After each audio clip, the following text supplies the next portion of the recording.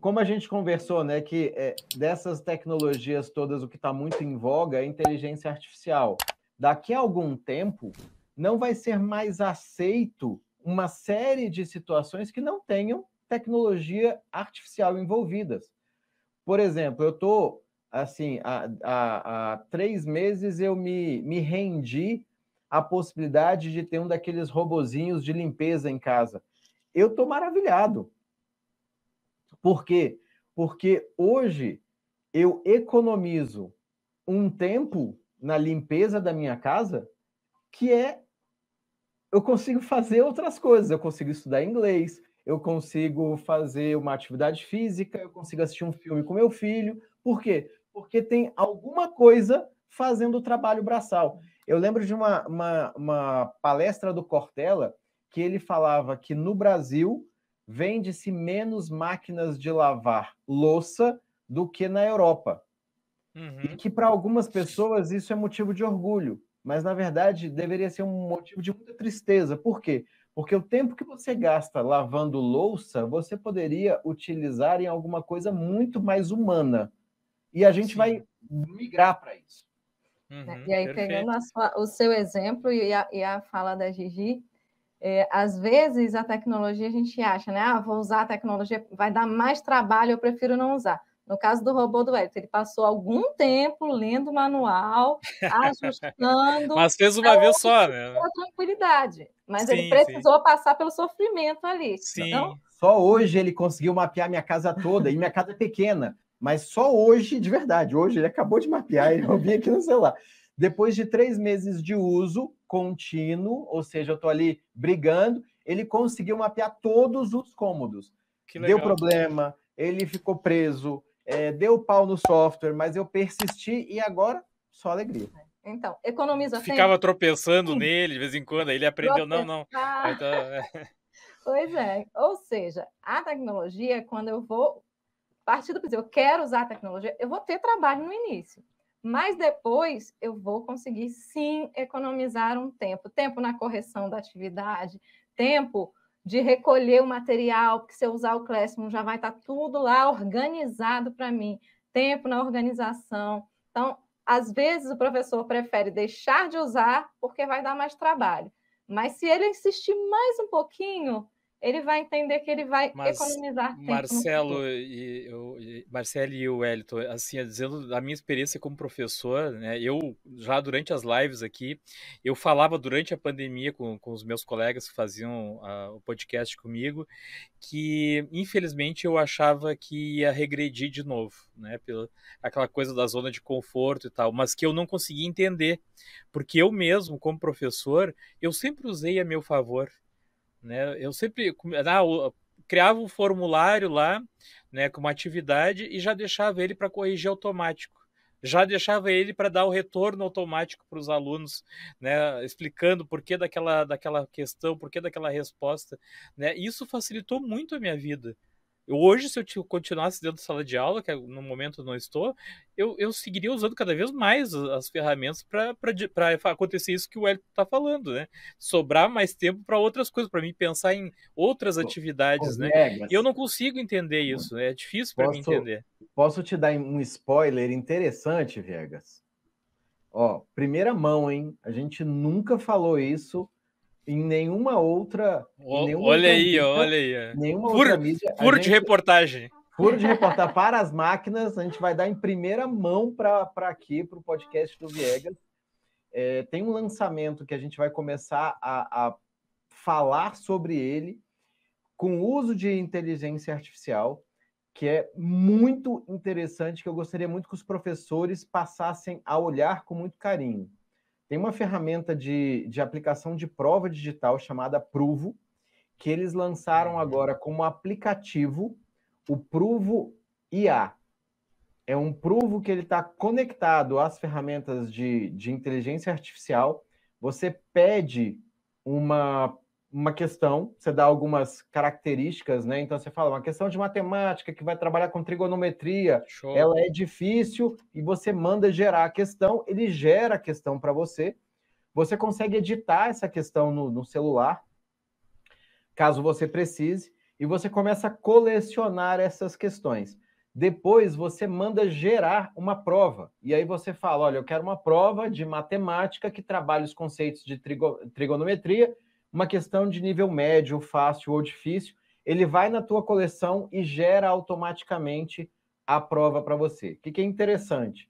Uma vez gerada essa prova, você tanto consegue transformar ela para formulário do Google, quanto você consegue transformá-la para PDF. Quando você transforma para formulário, a gente já sabe que ela vira algo que é aplicado e você tem a correção automática, correto? Uhum, sim. A parte legal é quando você transforma ela para PDF, para cada prova, ela gera um QR Code e o professor consegue, depois que o aluno fez a prova, o professor fotografa aquela prova, fotografa o QR Code e ele já faz a correção automática do PDF. Eu vou pedir para voltar para a sala de aula. Que maravilha isso, né? Tecnologia economizando tempo do professor. Para falar, assim, dá algum trabalho para você começar a aprender essas coisas? Dá, mas você passa a ter acesso a facilidades e, assim, o seu nível de profissionalismo sobe porque você começa a dar atenção para o que realmente importa, que é o aluno. Sim. A correção da prova é importante? Sim, em algumas matérias, principalmente, você acompanhar o raciocínio do aluno é importante. Você vê a nota, a letra, né? A característica da letra do aluno é importante.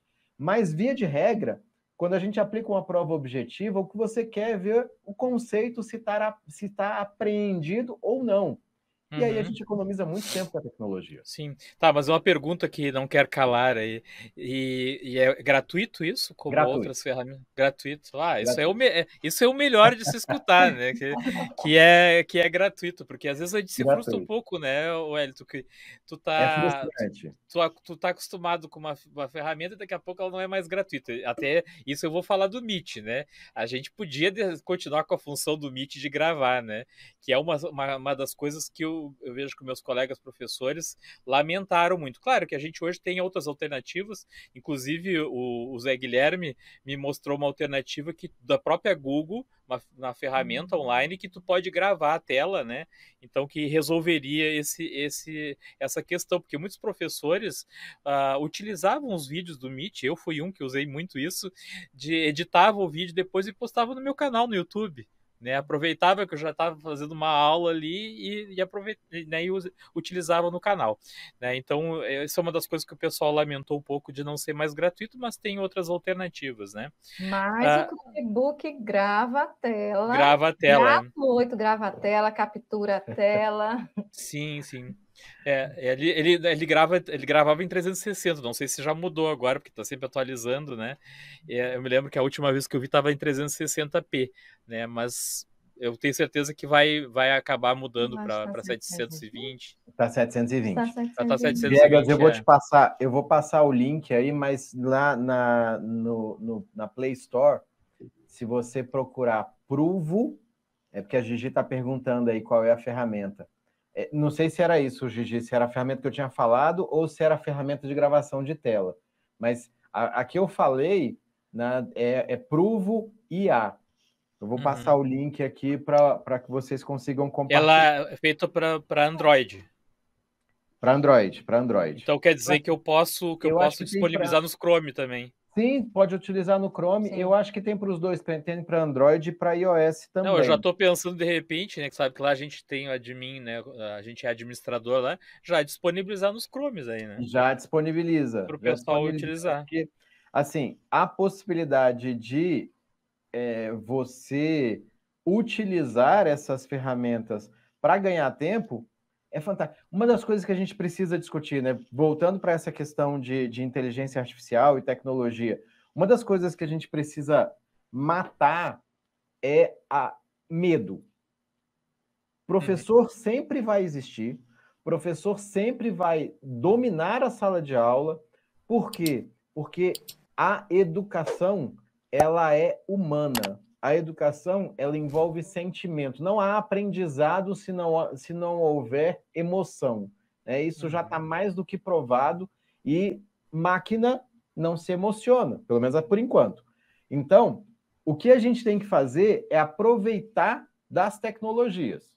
A gente não pode ter medo quando tem muita gente falando, né? Mas essas ferramentas todas de inteligência artificial que estão sendo faladas nos últimos 6 meses, elas vão tomar muito espaço. Sim, tomar o espaço que não precisa ser humano, né? Eu dou graças a Deus de não precisar mais lavar a louça.